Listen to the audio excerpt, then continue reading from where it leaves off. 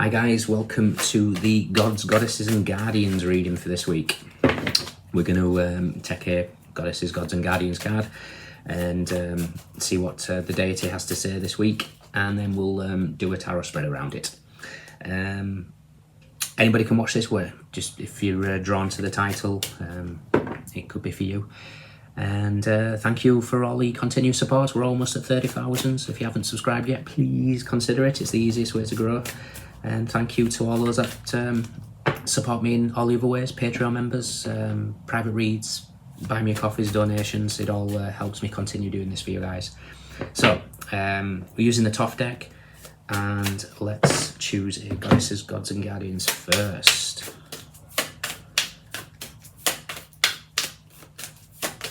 Who is with us this week? We have Amaterasu, No More Hiding. Interesting. Bottom of the deck we have the High Priest of Atlantis with chakra healing. Okay.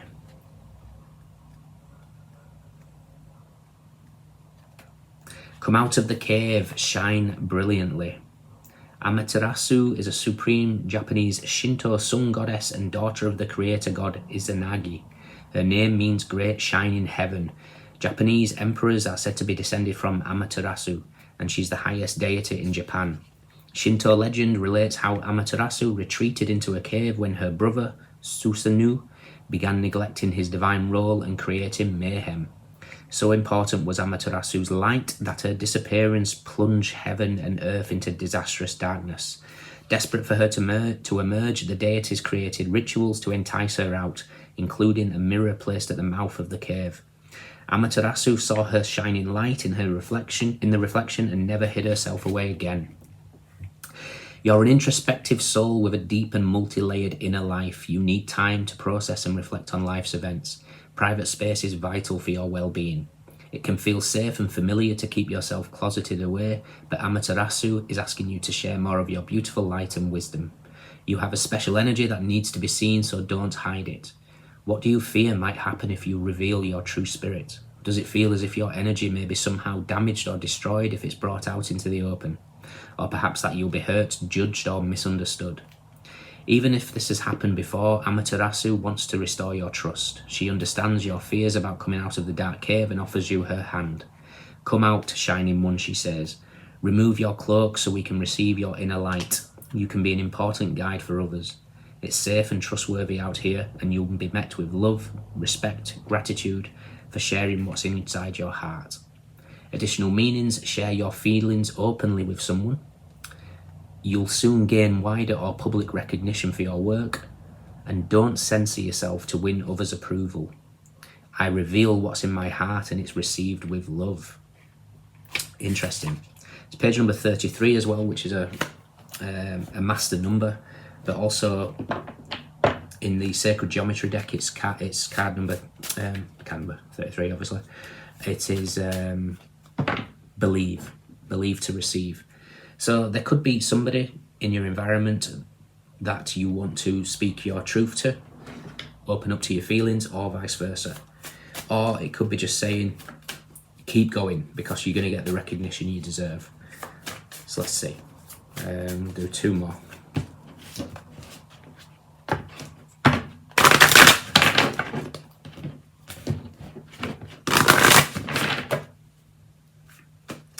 Okay, the energy for Amaterasu is the Hermit. It's time to come out of your cave.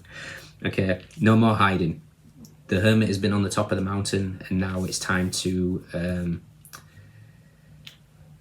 it's time to re-emerge. It's time to bring yourself out of the mountain, out of the cave, reintegrate.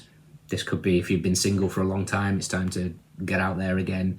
If you've been bottling up your emotions, needs to open them, or this could be taking an idea and developing it further. What do we know? What don't we know? Recent past. Advice. Potential outcome. Okay. How interesting. So I've done, this is the second reading I've done today for the collective, and there was a mention of yin and yang in the first spread, because in the recent past we have the Two of Pentacles here. I'm just very much concentrating on the yin and yang, and the yin and yang is the masculine and feminine. It's the light and the dark, the sun and the moon.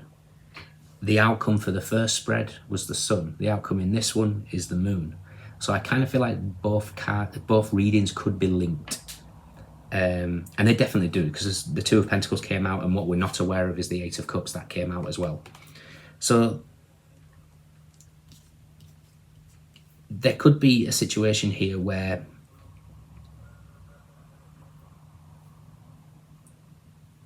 something has got too much. There's an energy here that's built to a point of explosion. It's one's energy, which is fire. Because what we're aware of is Ten of Wands. In this deck is oppression, but I just kind of feel like it's whatever is bubbled up to the surface, that inner turmoil. Again, we've got, as above, we've got Saturn. So below, we've got Saturn. So Saturn is very much a pioneer at the moment. Bottom of the deck, we do have the Seven of Wands. Seven of Wands is valor, but it's also Mars energy. So something is building. Interestingly as well, this week we have on the 20th the opposition of Saturn and Mars, not a pleasant energy. So something's bubbling up to the surface here, ready to kind of I don't know, explode. This feels like it's a good thing, because your advice is the Nine of Cups. Nine of Cups in this deck is happiness. What we're not aware of is the Eight of Cups. To find that happiness, we have to leave behind what no longer resonates. Saturn in Pisces is asking us to let go of what's blocking us. Saturn is the taskmaster. Saturn is the lessons, Lord of time, Lord of karma. Pisces rules the 12th house. 12th house is the addictions, the self-undoing, the subconscious, whatever it is that maybe we try and justify to ourselves to keep us safe, to keep us secure. That needs to be shed. Whatever it is that's holding you back needs to be shed. When you do that, you find that happiness. You find that missing cup. The missing cup is always self-love. Once you've got that, everything else can align. So something is bubbling to the surface here. Amaterasu does speak of, like I say, in the additional meanings, saying how you feel to somebody. How is it written? Share your feelings openly with somebody. Ten of Wands is a card of burden and oppression. Perhaps people are putting too much energy on you. Maybe there's too much responsibilities being dumped on you. For some of you, this could just be somebody's in their feelings for you, and we've reached to the top of that Wands energy, and like I say, explosion, back to the Ace of Wands. So whatever it is, especially with that fire energy, is gaining momentum.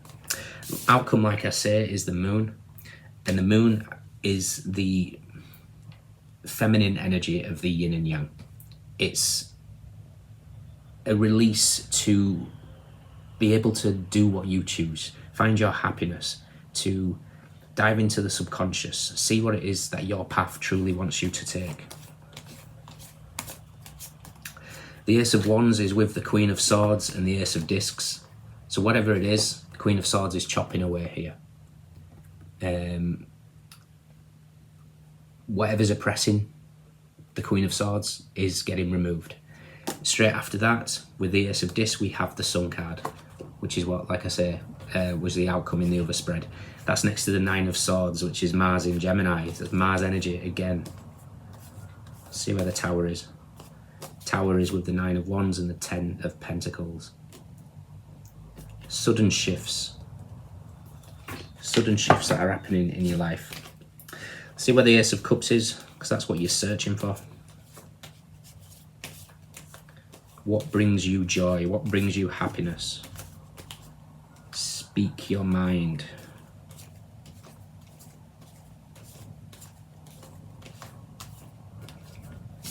The Ace of Cups is with the Eight of Pentacles and the Princess of Cups. Okay. This could be finding something that you love to do for work, even if it's to the disapproving of others. The Sun in Virgo kind of speaks of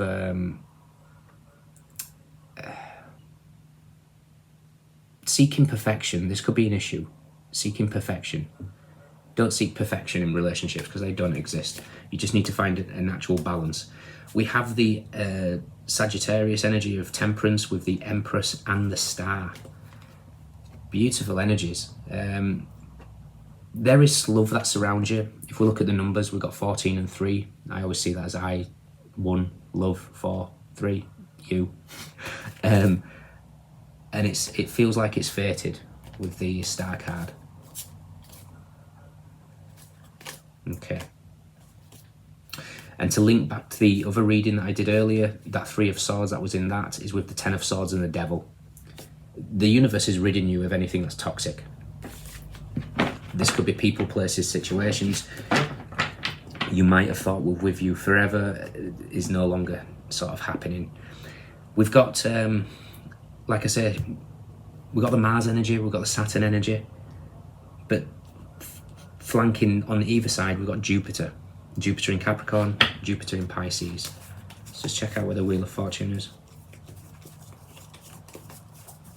Represents Jupiter, for those that don't know.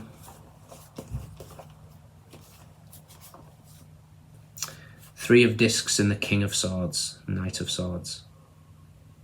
Yeah, things are getting moved around. Saturn is with the 2 of Swords and the 6 of Discs. Yeah. You can't see clearly what's going on just yet. I kind of feel like there's a lot of mystery around what happens next. But the universe is asking you to come out of hiding. Amaterasu is saying, if we look at the moon with the Hermit in the moonology, is you are good enough and it's a time to give rather than take. And I kind of feel like there could be an energy in your environment, especially with this 10 of Wands, that has just been taken from you. So I'm kind of getting the flip of that. It's time to take rather than give. Obviously we need to find the balance with the 2 of Pentacles here, but there's something here that seems very one-sided, and that energy is built to a point of, you know, enough's enough. For others of you, this is somebody that is in their feelings for you, and their feelings run deeper than they're letting on with the Moon card here. Okay, interesting. So come out of your cave, whoever this is resonating for. In your extended, we will look at which we'll look at. We'll look at this energy that's kind of bubbling to the surface. Either, like I say, it's either people dumping their energies on you, or it's a case of something's bubbling to the surface, ready to explode. Okay. If you can join me, fantastic. If not, let me know if this resonates. We have Virgo, we have Saturn in Pisces, we have Saturn in Sagittarius, we have Jupiter in Capricorn, Jupiter in Pisces, Cancer Pisces, Mars in Leo, Mercury in Taurus, Sun in Scorpio, Leo, Mars in Gemini, Taurus, Aries, Libra, Mercury in Virgo, Aries and Scorpio, Moon in Sagittarius, Venus in Cancer, Venus in Scorpio, Sun in Capricorn. We have Cups, we have Wands, we have Pentacles, we have Swords with the Queen of Swords. Okay, everyone's here. Those are your standouts. Take care. See you soon.